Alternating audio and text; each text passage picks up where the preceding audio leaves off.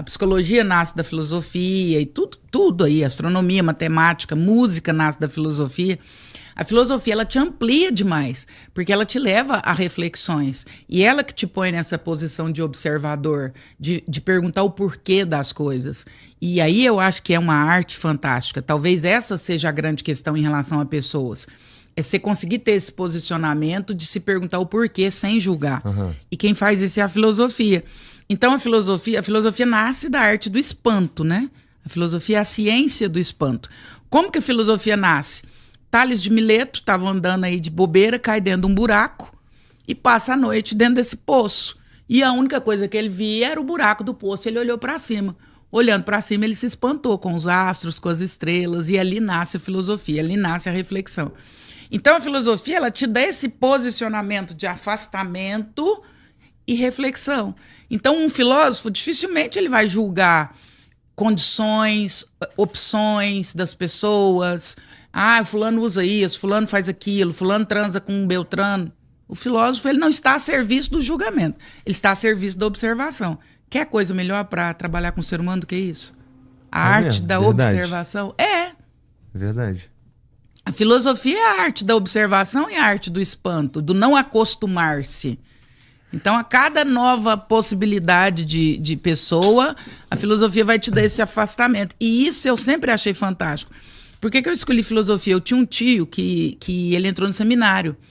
E aí saiu, mas tinha cursado filosofia. E se casou, enfim. E ele ia na minha casa e ele era o único discurso que me chamava atenção, porque ele tinha uma perspectiva diferente sempre de tudo.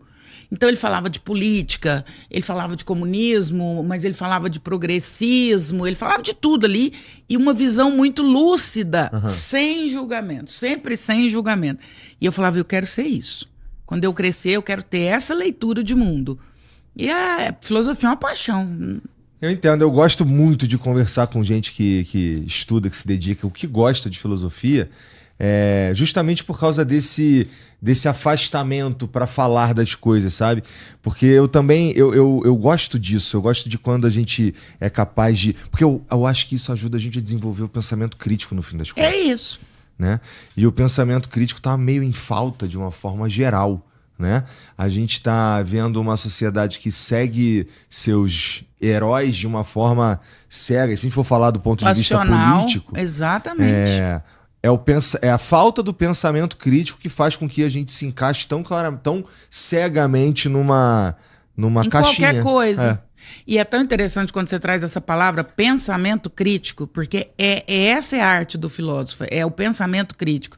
É você poder olhar para alguma coisa e avaliar sem passionalidade. Então, assim, eu falo muito, especialmente, acho que é o mundo, inclusive, não é o Brasil, que tem esse viés atualmente muito de política, de direita e de esquerda, e qualquer coisa que você fale, leva-se para esse viés. Não é sobre isso. É sobre ter pensamento crítico.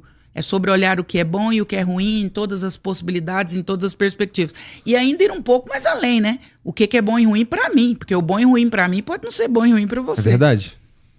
O que é bom para mim, eu faço muito esse movimento com as pessoas. Ah, tal coisa é tão bom. Eu falo, bom para quem? A própria ideia de bom e ruim, ela é, sei lá, discutível, né? Porque é diferente do que é verdade. Porque, como você disse, o que pode ser bom pra mim pode não ser pra você, né? Então, mas o ser humano, a gente... Mas é engraçado, porque até isso a filosofia faz, né? A filosofia te dá as 3 verdades universais, o bom, o belo e o verdadeiro. Essas 3 verdades universais, elas existem sim um conceito. Por exemplo, o que é bom? Bom é aquilo que prestigia o bem-estar de todos envolvidos na situação. Esse é o bom. Bom, um psicopata diria algo diferente.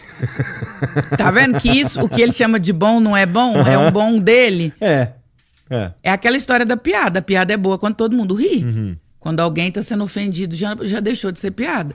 Então, o bom, ele passa pela mesma perspectiva. O belo. A filosofia vai dizer que belo é aquilo que tem harmonia.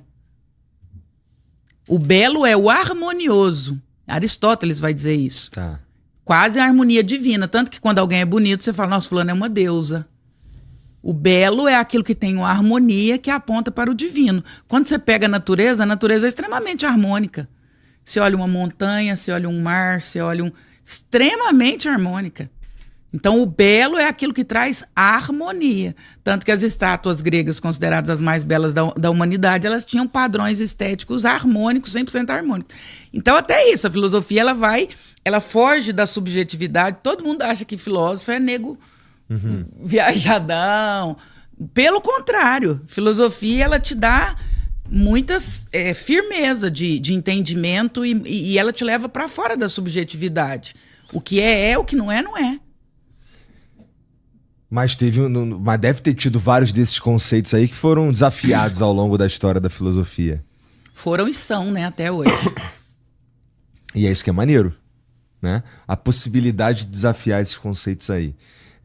Porque assim, a gente começou falando de como é diferente ser um jovem hoje e ser um jovem em 1990, né?